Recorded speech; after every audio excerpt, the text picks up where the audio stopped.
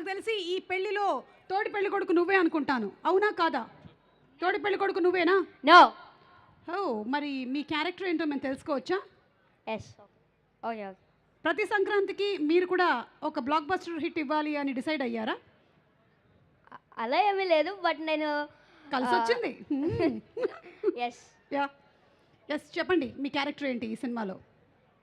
నా character leak చేస్తే మరి కిక్కే ఉంటుంది మూవీలో. Okay, I got it. నన్ను సైలెంట్గా ఉండమని మర్యాదగా చెప్పావు, ఇట్స్ ఓకే.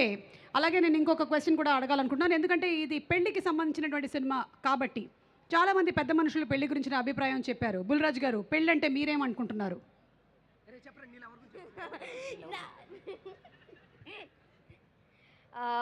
పెళ్ళంటే పెళ్ళంటే నాకేటో తెలీదు, బట్ బట్ తెలీదు నాకు పెళ్ళంటే. ఓకే, సరే, ఫైన్. అయితే నువ్వు ఏదైతే చెప్పాలనుకుంటున్నావో అది చెప్పు.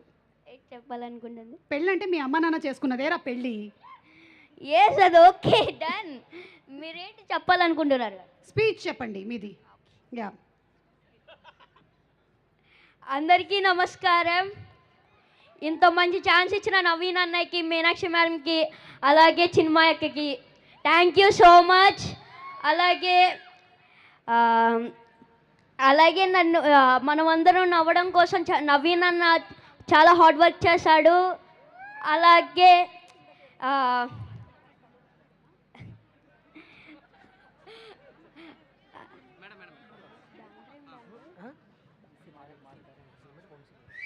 సితారా ఎంటర్టైన్మెంట్స్కి నా స్పెషల్ థ్యాంక్స్. అలాగే